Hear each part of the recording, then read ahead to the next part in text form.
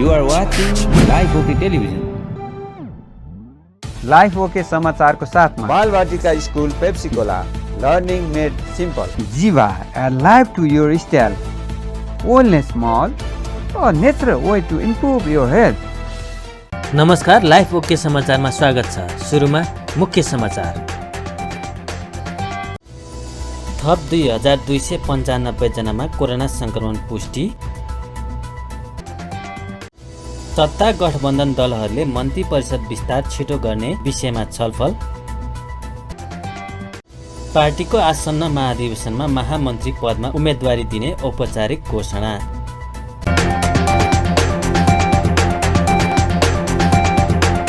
अब समाचार विस्तारमा। नेपालमा सोमबार थप 2295 जनामा कोरोना पुष्टि भएको छ। देशभर गरिएको 11892 पीसीआर परीक्षणका क्रममा 1902 र 4341 जना, एन्टिजेन परीक्षणका क्रममा 393 जनामा कोरोना संक्रमण पुष्टि भएको स्वास्थ्य मन्त्रालयले जनाएको छ। यो सँगै नेपालमा कोरोना संक्रमितको संख्या 8,44,488 पुगेको छ।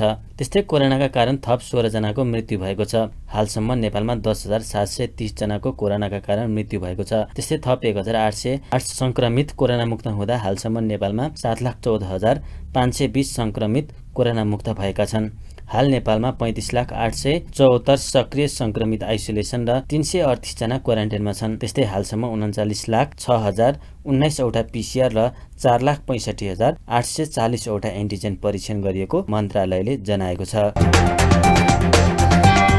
सत्ता गठबन्धन दलहरूले मन्त्री परिषद विस्तार छिटो गर्ने विषयमा छलफल गरेका छन्। प्रधानमन्त्री निवास बालुवाटारमा सोमबार बसेको गठबन्धनको बैठकमा मन्त्री परिषदलाई छिटोभन्दा छिटो टुङ्गाउनु पर्ने, सरकारका काम कारबाहीलाई प्रभावकारी बनाउनु पर्ने विषयमा छलफल भएको हो। बैठकमा नेताहरूले गठबन्धनभित्र विश्वासको वातावरण बनाउनु पर्ने र गठबन्धनलाई थप मजबुत बनाएर सरकार सञ्चालनका क्रममा साझा नीति तथा कार्यक्रम कार्यान्वयनमा जोड दिनुपर्ने धारणा राखेको बैठकमा सहभागी एक नेताले जानकारी दिनुभयो। यस्तै कोभिड-19 को व्यवस्थापनमा सरकारले थप प्रभावकारी काम गर्नुपर्ने सुझाव नेताहरूले दिएका छन्। त्यस्तै बैठकमा चालु आर्थिक वर्ष 2078-79 को बजेट संशोधन गर्न नेताहरू सहमति नजिक पुगेको बताइएको छ।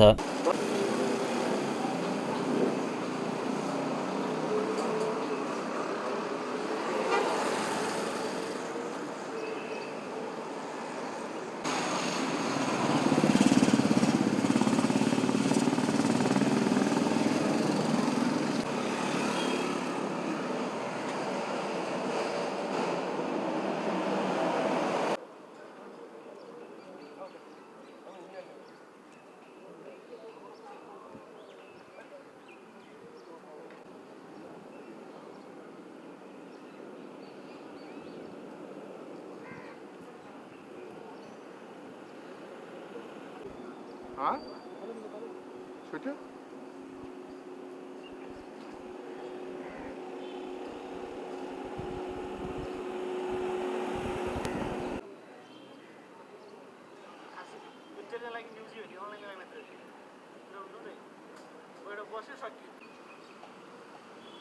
आउने बेला ठ्याक्कै निस्किने त मोहन शाहको फोनमा बिजी भयो, ठ्याक्कै निस्किहाल्यो।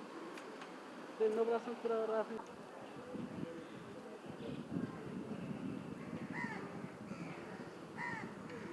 अघिल्लो सरकारले अध्यादेश मार्फत ल्याएको बजेट अहिलेको सरकारले परिमार्जन गर्ने तयारी गरेको हो। बैठकमा सत्ता गठबन्धनमा रहेका कांग्रेस, माओवादी केन्द्र, एकीकृत समाजवादी, जनता समाजवादी र राष्ट्रिय जनमोर्चाका नेताहरू सहभागी भएका थिए। नेपाली कांग्रेसका नेता गगन थापाले पार्टीको आसन्न महाधिवेशनमा महामन्त्री पदमा उम्मेदवारी दिने औपचारिक घोषणा गर्नुभएको छ। सोमबार काठमाडौँमा कांग्रेस 30 नम्बर ओडाले आयोजना गरेको कार्यक्रममा थापाले 14 महाधिवेशनमा महामन्त्री पदमा उम्मेदवारी दिने घोषणा गर्नुभएको हो। आफ्नो दावेदारीका आधार आफ्ना अग्रज नेता तथा कार्यकर्ता भएको भन्दै आफूले महामन्त्री पदमा उम्मेदवारी दिने घोषणा गरेको उहाँले बताउनुभयो। थापाले आफ्नो क्षेत्रबाट प्रारम्भ गरेको काममा सफलता प्राप्त गरेको भन्दै आफ्नो ठाउँबाट उम्मेदवारी घोषणा गरेको बताउनुभयो। पार्टीभित्र यहाँ जुन खालको एउटा पोलिटिकल कल्चर यहाँको थुप्रै सिनियर कतिजना बितेर जानुभयो, हामीलाई सिकाउने अग्रजहरू, हामीलाई सधैँ आशीर्वाद शुभेच्छा दिनेहरू, यो धेरै कुराले मलाई सिकाएको मेरो आधार पनि यही हो। र आज 14औं हामी महाधिवेशनको प्रारम्भमा छौँ।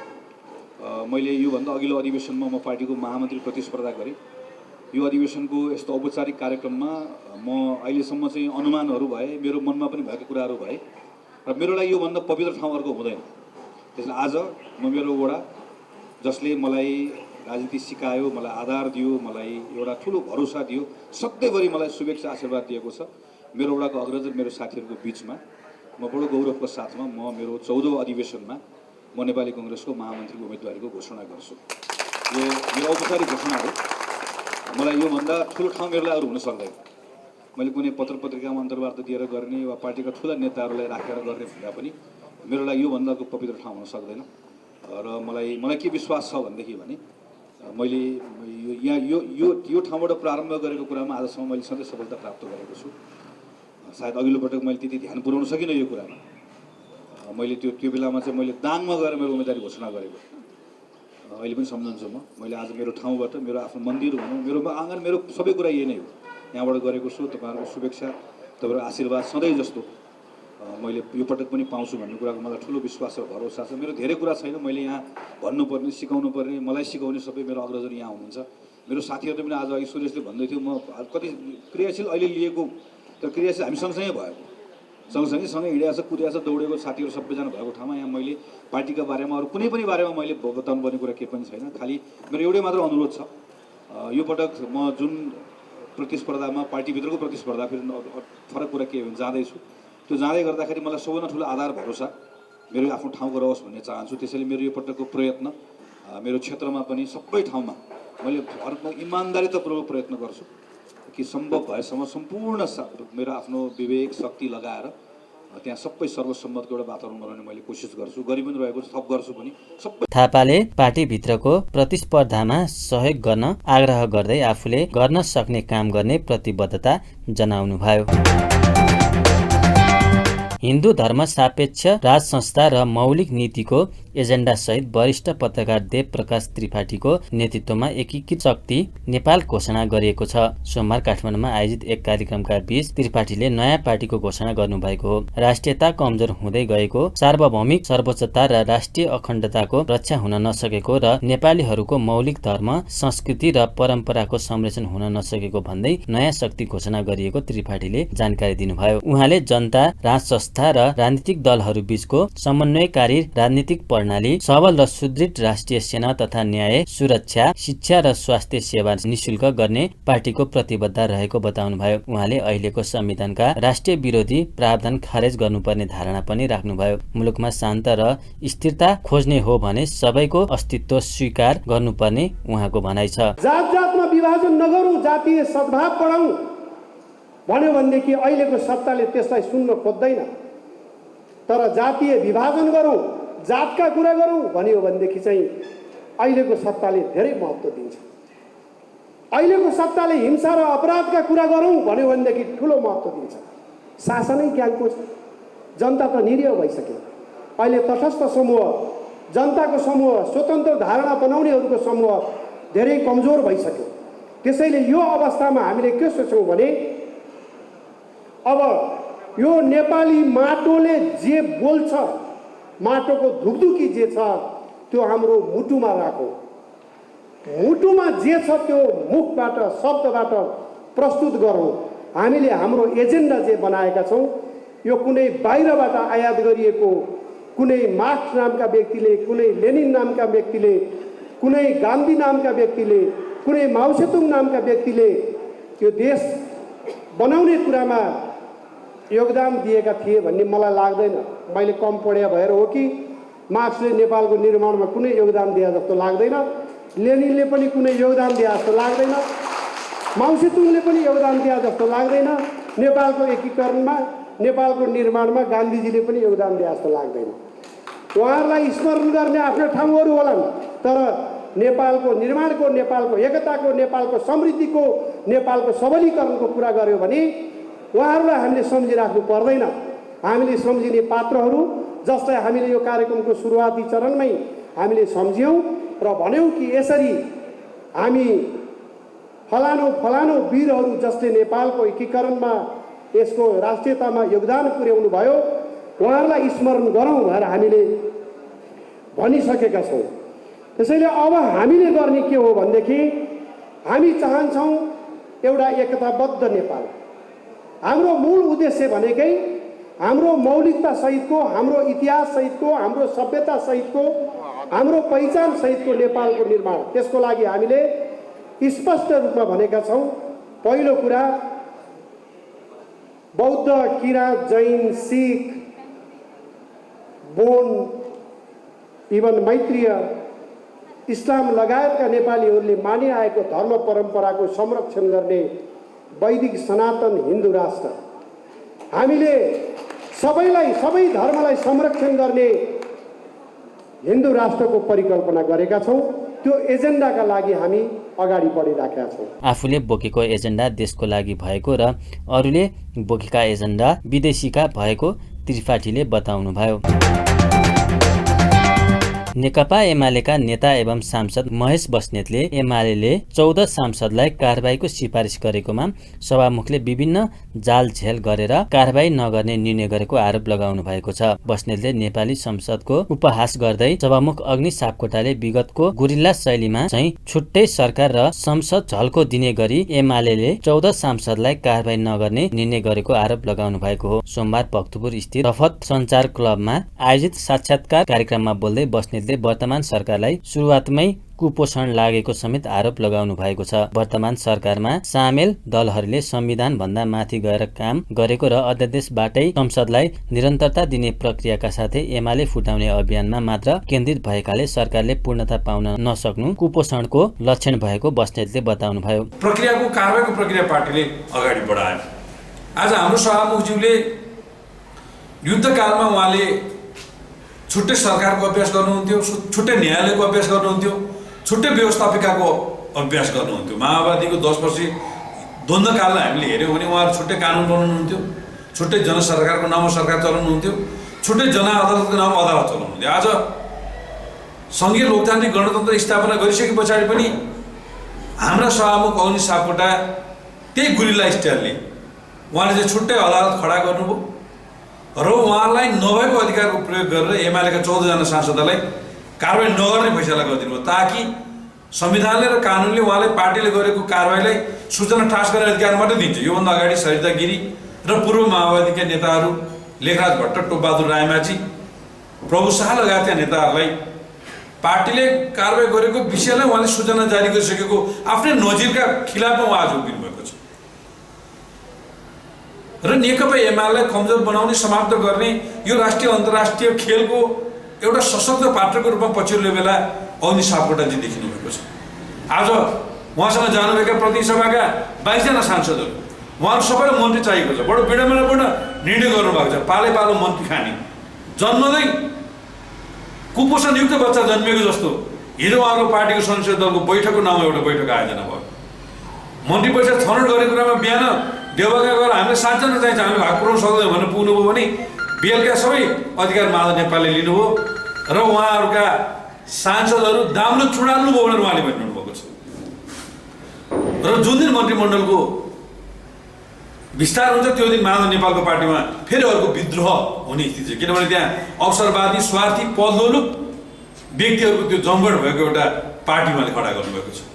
जुन दिन मन्त्री परिषद विस्तार हुन्छ प्रचण्डले भन्नुभयो मेरो 49 जना सांसदलाई मन्त्री चाहिएको छ, मेरो टाउकोमा ठुलो आतंक र तनावको बिचमा म यहाँ छु भनेर एउटा कार्यक्रममा भन्नुभयो।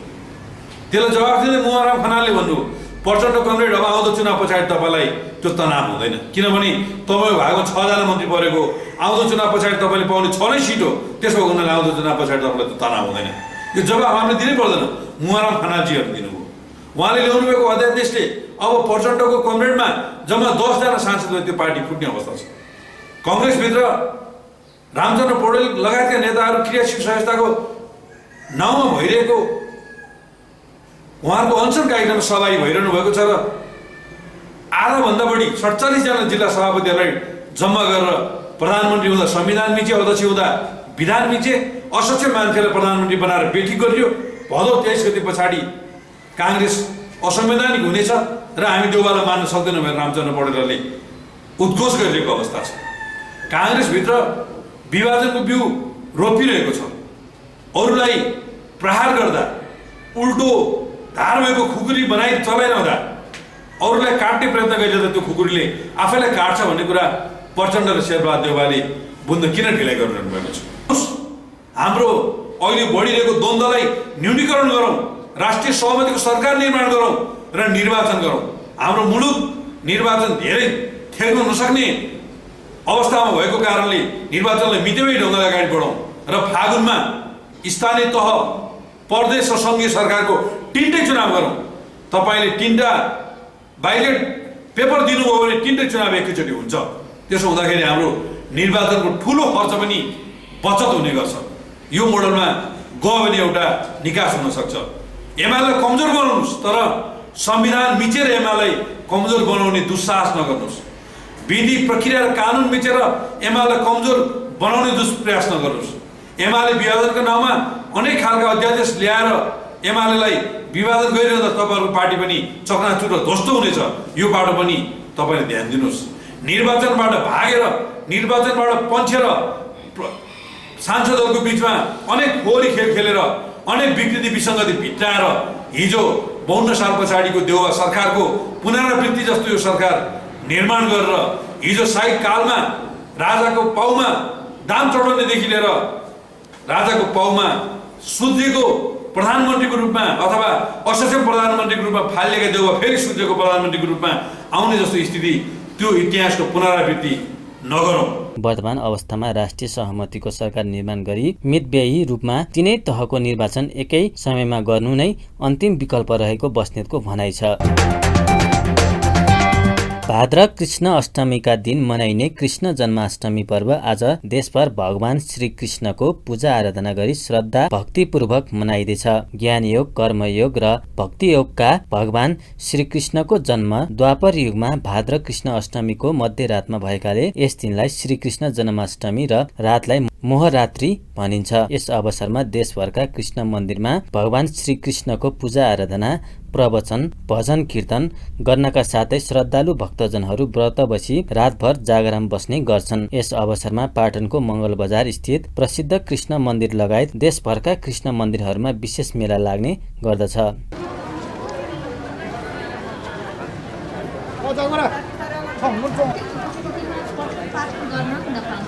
स्थानीय ढुवानी बिहान 9 बजे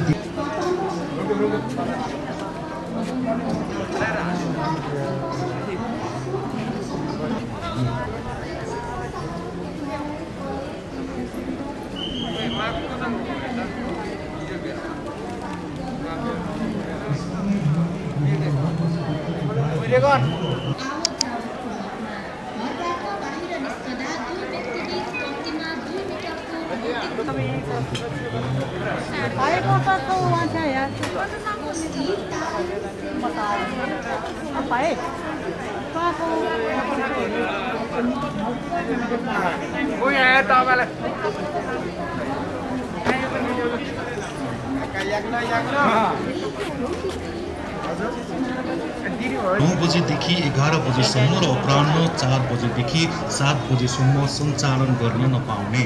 सर्वसाधारणको आवत जावतको हकमा घरबाट बाहिर निस्कदा 2 व्यक्तिबीच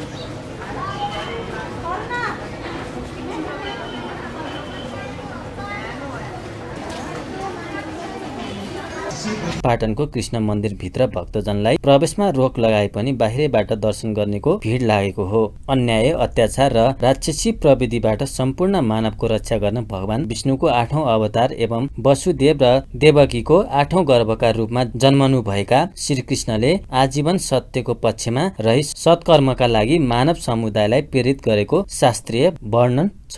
कुरुक्षेत्रमा कौरवसँगको लडाईँमा संलग्न पाण्डव मध्येका अर्जुनलाई उपदेश दिने क्रममा स्वयं कृष्णको मुखबाट व्यक्त श्रीमद् भागवत गीता हिन्दूहरूको पवित्र ग्रन्थि हो।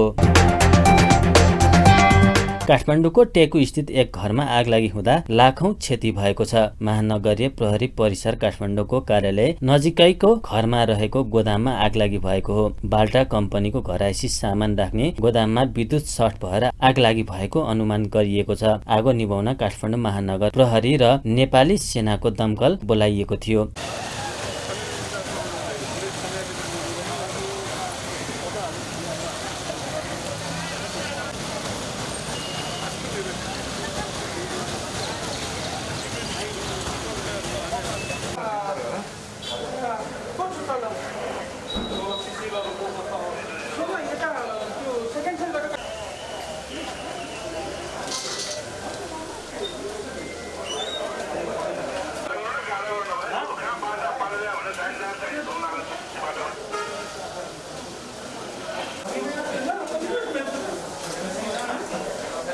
आगलागीबारे थप अनुसन्धान भइरहेको र क्षतिको पूर्ण विवरण आउन बाँकी रहेको प्रहरीले जनाएको छ। काठमाडौँको विजेश्वरी मन्दिर परिसरमा वृक्षारोपण कार्यक्रम आयोजना गरिएको छ। डाक्टर गोपाल प्रधान ज्यूको जन्मोत्सवको उपलक्ष्यमा प्रमुख अतिथि डिस्ट्रिक्ट गभर्नर विश्वेश्वर आचार्यको उपस्थितिमा उक्त कार्यक्रम आयोजना गरिएको थियो। टेम्पल महाआरती लगायतको क्लबहरूले ट्री प्लान्टेसन गरिरहेको छ। यो प्लान्टेसन अनि लायन्स क्लबको गरिरहेका गतिविधिहरूको बारेमा थोरै जानकारी गराइदिनु। धेरै धन्यवाद दिन चाहन्छु। अत्यन्तै समय सापेक्ष अहिले अब यो मौसमको हिसाबले पनि एउटा वातावरण संरक्षणको अभियानमा लायन्सले अब यो वृक्षारोपणलाई विशेष प्राथमिकता दिएको छ। हामीले जुलाई अगस्त महिनालाई डेडिकेटेड गरेर चाहिँ हामीले यो वातावरण संवर्धनको अभियानमा अलि दीर्घकालीन हिसाबले चाहिँ एउटा सम्वर्धन गर्ने हिसाबले हामीले अलि चाहिँ वृक्षारोपणलाई विशेष चाहिँ महत्त्व पनि दिएका छौँ। अहिले काठमाडौँमा धेरै क्लबहरूले अत्यन्तै उत्साहका साथ यो कार्ययोजना अगाडि बढाइरहनु भएको छ। आज फेरि यति पवित्र स्थली विजेश्वरीको मन्दिरकै प्राङ्गणमा अत्यन्तै संरक्षण हुने तरिकाले आज धेरै बिरुवाहरू आज 4वटा क्लबको चाहिँ संयुक्त आयोजनामा कार्य सम्पन्न भएको छ। आज फेरि पुनित अवसर पनि छ। हाम्रो चाहिँ महाआरतीको संस्थापक अध्यक्ष आदरणीय डाक्टर गोपाल प्रधानज्यूको एउटा चाहिँ जन्मोत्सवको अवसर पनि छ। म सबभन्दा पहिला हाम्रो डाक्टर गोपाल प्रधानज्यूलाई जन्मोत्सव उपलक्ष्यमा धेरै धेरै बधाई दिन चाहन्छु। अत्यन्तै मानवताको क्षेत्रमा अत्यन्तै उत्कृष्टताका साथ हाम्रो सहरको नेतृत्वमा अरू पछिल्लो अवस्थामा धेरै क्लबहरू पनि खोलिया छन्। सबैको सहकार्यमा आज अत्यन्तै यो भोलिका दिनसम्म पनि यसले चाहिँ एउटा दीर्घकालीन असर पार्ने हिसाबले यो पर्यावरणको सन्दर्भमा अहिले आय आर्जनसँग जोडिएर आज जति पनि फलफुलका बिरुवाहरू कफीका बिरुवाहरू यहाँ रोप्नु भएको छ। यसले वातावरण संवर्धनको हिसाबमा राम्रो गर्ने कुरा छँदैछ। सँगसँगै यसले भोलि चाहिँ आय आर्जन गर्ने हिसाबमा पनि एउटा चाहिँ दीर्घकालीन रूपमा चाहिँ त्यसले सोचेर अगाडि बढाउनु भएको छ। म यो अभियानमा साथ दिने सबै लायन्सका अध्यक्षज्यूहरू सबै पदाधिकारी साथीहरूलाई म डिस्ट्रिक्टको तर्फबाट अन्तर्हृदयदेखि कृतज्ञता व्यक्त गर्न चाहन्छु। टेम्पल महाआरती अब आमा आरती भन्ने बित्तिकै यो काठमाडौँवासीहरूको लागि एकदम आमा समान एकदम गुरु आमा भनिन्छ। उहाँ हुनुहुन्छ, उहाँको हामीले नाम पाएका छौँ र उहाँकै नामलाई हामीले गर्नको लागि हामीले डिभाइन एनर्जी खोल्यौँ। किनभने ध्यानको आवश्यकता पर्छ, त्यसै गरेर हामीले डिभाइन एनर्जी क्लब खोल्यौँ। त्यसपछि स्वस्थ बन्नुपर्छ, त्यसकारण हामीले योगको नामबाट योगम्बर क्लब खोल्यौँ। अनि त्यसपछि अब सबैलाई स्वस्थ दिनुपर्छ। किनभने मलाई एकदम म आफै डक्टर भएर पनि मलाई दुःख लाग्छ के भन्दाखेरिमा हाम्रो 1/3 बजेट चाहिँ नै विदेश गइरहेको छ। किनभने औषधिको लागि विदेश गइरहेको छ र त्यसलाई हामीले यदि हामीले लायन्स क्लबबाट एउटा योजना आयोजना गरेर रेकीको कार्यक्रम हरेक लायन्स मित्रहरूको घरमा हामीले पुर्याउन सक्यो भने म एकदम विश्वास साथ भन्न सक्छु के त भने औषधिको लागि अहिलेसम्म हामीले जुन खर्च गरिरहेछौँ त्यो खर्च गर्नु पर्दैन। यसकारण चाहिँ यो मात्रै होइन, यसबाट आर्थिक उन्नति पनि गर्न सकिन्छ। हिजोसम्म हामीले सोचिरहेथ्यौँ कहाँ यो पालि वृक्षारोपण कहाँ गर्ने। हेर्नुहोस्, हामीले सोचेका थियौँ वृक्षारोपण गर्ने यो अगाडिको भागमा, अनि अगाडिको भागमा रोप्ने भनेर हामी उहाँ गुरुजीसित सल्लाह पनि गरेर गयौँ। र हाम्रो बिमलाजी कता हुनुहुन्छ खै, हाम्रो बिमला महर्जनज्यूले यो सबै कार्य गरेर मिलाउनु भयो। तर हामी 1 हप्तापछि आउँदाखेरिमा त त्यहाँ त अर्को बोट रोपिसकेको रहेछ। लौ अब यो प्रस्ताव राखिसके वृक्षारोपण गर्ने कहाँ गर्ने भन्ने बित्तिकै हाम्रो राजेन्द्र सर हुनुहुन्छ। उहाँले यस्तो सहभागिता देखाउनु भयो कि ल ठिक छ त, ल डाक्टर साहब तपाईँहरूले भन्न आइहाल्नु भयो, म तपाईँहरूलाई खाली हात फर्काउँदिनँ, यो मेरो अगाडिको पाटा त्यहाँ वृक्षारोपण गर्नुहोस्, म जिम्मेवारी लिन्छु भन्नुभयो। त्यसकारण राजेन्द्र सरलाई पनि म धेरै धेरै धन्यवाद दिन चाहन्छु। त्यस्तै यहाँनिर मैले भन्नुपर्दाखेरिमा मैले के पनि भन्नुपर्छ भने अहिले लायन्स क्लब टेम्पल रेकीका अध्यक्ष, लायन्स क्लब डिभाइन एनर्जीका अध्यक्ष, लायन्स क्लब टेम्पल महाआरतीका अध्यक्ष लगायत पिबिएसटीहरू अहिले हामीले यो सफाई कार्य गर्नको लागि अधोरात खट्नुभयो। यस्तो पानीलाई पनि पानी भन्नु भएन। हिजो त्यस्तो पानीको दौरानमा र पुरै यो पर्खालका बारहरू छिटबिचित भएको थियो। त्यो छिटबिचित भएको र त्यहाँ इलेक्ट्रिक वेल्डिङ गर्नु थियो। मलाई चिन्ता भइरहेको थियो। के चिन्ता भइरहेको थियो भने अब करेन्ट त्यहाँ पुरै पास गर्ने, कोही बाटोमा हिँड्ने मान्छेलाई झ्याप्प करेन्ट लाग्यो भने के गर्ने। त्यसरी हामीले त्यसमा पनि उहाँहरूले होइन हामी सुरक्षा दिन्छौँ, हामी कहीँ पनि जान्दैनौँ, हामी दिनभरि यहीँ बस्छौँ भनेर उहाँहरूले अधोरात खस्नुभयो। खटेर त्यसैमा इन्डक्सन प्रोग्राम आयो, त्यसमा पनि उहाँहरू सम्पूर्ण सहभागिता हुनुभयो। एकदम मैले त एकदम गौरव महसुस गरेको छु र अलिकति स्वागत भाषण छोटै हुनुपर्ने, अलिकति लामो पनि भयो जस्तो लाग्छ। त्यसको लागि क्षमा चाहन्छु र यति भन्दै सबैलाई आजको कार्यक्रममा स्वागत गर्दैछु। हामीले सानो एउटा मैले यहीँनिर टुङ्गाइदिन्छु, एउटा सानो हामीले यो कोभिडको कारणले गर्दाखेरि हामीले ठुलो केक पनि राखेका छैनौँ, यो सानो केक राखेका छौँ जो कि हाम्रो टेम्पल महारथीका अध्यक्षज्यूले एउटा कन्सेप्ट डेभलप गर्नुभएको थियो। के त भनेदेखि केक काट्ने अनि त्यो कागजमा दिँदाखेरिमा अब केक कुन हातले दिने के दिने भन्ने अलिकति अप्ठ्यारो महसुस गर्दो रहेछ। त्यसै भएर अहिले यसरी केकको व्यवस्था गरिएको छ र यसमा जुन क्रिम राखिएको छ, जस्तो यो केकमा पनि त्यति उच्च स्तरको क्रिम छैन, यो केकमा चाहिँ एकदम उच्च स्तरको क्रिमै छ, यो प्योर क्रिम हो। त्यसकारण चिल्लो रहेछ, यसले खराबी गर्छ भन्ने कुरा यो नसोचिदिनु होला। यो हाम्रो विजेश्वरी माताको प्रसाद भनेर ग्रहण गरिदिनु होला र यति भन्दै म फेरि तपाईँहरूलाई सबैलाई कार्यक्रममा स्वागत छ। आज यो जुन 4वटा क्लब मिलेर जुन यो ट्री प्लान्टेसन कार्यक्रम गर्नुपर्छ र साथै हाम्रो गोपाल सरको आज जन्मदिन पनि छ। म सरलाई जन्मदिनको उपलक्ष्यमा हार्दिक धन्यवाद दिन चाहन्छु, धेरै धेरै शुभकामना दिन चाहन्छु। हामी लायन्स वास्तवमा यो सेवा यो जुन हिसाबले वृक्षारोपण गर्दै जान्छौँ, हामी हरियाली फैलाउने हिसाबले गर्छौँ, हामी निस्वार्थ भावनाले गर्छौँ। हामी लायन्समा जुन स्वार्थ रहित काम जुन हिसाबले हामीले गरिरहेका छौँ। अहिले मलाई गभर्नर साहबले पनि यो ट्री प्लान्टेसनको जुन डिपार्टमेन्ट चिफ दिनुभएको थियो, म प्रत्येक ठाउँमा सकेसम्म म पुग्ने प्रयास गरिरहेको छु, पुगिरहेको छु। हामी गभर्नर साहबले भन्नुभएको थियो एउटा लाइन एउटा बिरुवा भन्ने हिसाबले जुन कार्यक्रम छ प्रत्येक लाइन्सहरूले गरिरहेको अवस्था छ भन्दै यो हामीले यो बिरुवा रोप्ने मात्र होइन कि हामीले संरक्षण पनि गरिरहेका छौँ, संरक्षण पनि गर्नेछौँ भन्दै मेरो छोरी तपाईँलाई एउटा प्रश्न, तपाईँ अब ट्री प्लान्टेसनको चिफ पनि भएको हिसाबमा अहिलेसम्म यो लायन्स क्लबले कहाँ चाहिँ ट्री प्लान्टेसन गरेको छ त्यो बारेमा अनि भविष्यमा कहाँ गर्ने योजना छ त्यो बारेमा पनि थोरै बताइदिनु। अब लायन्सले त प्रत्येक ठाउँमा लगभग जहाँ जस्तै यो नदी किनारको बाटोमा पनि गरिरहेको छ, जस्तै लायन्स पार्क भन्ने पनि छ। हामीले चम्मटीमा पनि जुन देख्नुभयो आजभन्दा 4 वर्ष अगाडि जुन चम्मतीमा हामीले नगरपालिकासँगै स्वीकृति लिएर चम्मतीमा वृहत वृक्षारोपण गरिरहेका छौँ। त्यहाँ एउटा वृक्षारोपण गर्ने वातावरण थिएन, पब्लिकले एकदम हडपिराखेको जग्गामा हामीले नगरपालिकासँग र बागमती सभ्यतासँग हामीले कोअर्डिनेसन गरेर त्यहाँ डोजर लाएर त्यो चम्मतीमा पनि हामीले वृहत वृक्षारोपण कार्यक्रम गरिरहेका छौँ। ठाउँ ठाउँमा हामीले जस्तै लायन्स पार्क भन्ने ऊ त के भन्छ गोलढुङ्गामा पनि हामीले गरिरहेका छौँ। प्रत्येक यो सडक किनारामा पनि लायन्सले यो वृक्षारोपण गरिरहेको छ। त्यही हिसाबले हामी अगाडि बढ्दैछौँ, वृक्षारोपण गर्नमा लायन्सले गरिरहेको छ। उक्त कार्यक्रम सफल बनाउन विभिन्न तरिकाबाट लायन क्लबले सहयोग गरेको थियो।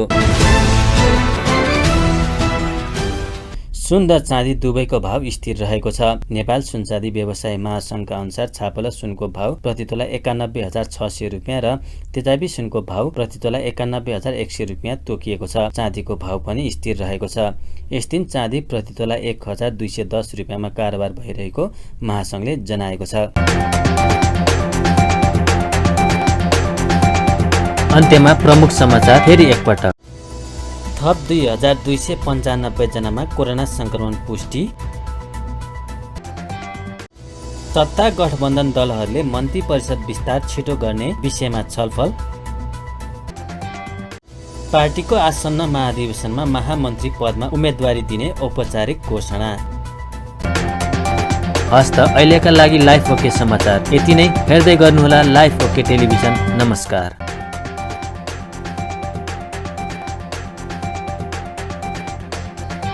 लाइफ ओके समाचारको साथमा Balvatika school Pepsicola learning made simple. Jiva a life to your style. Wellness Mall, a natural way to improve your health.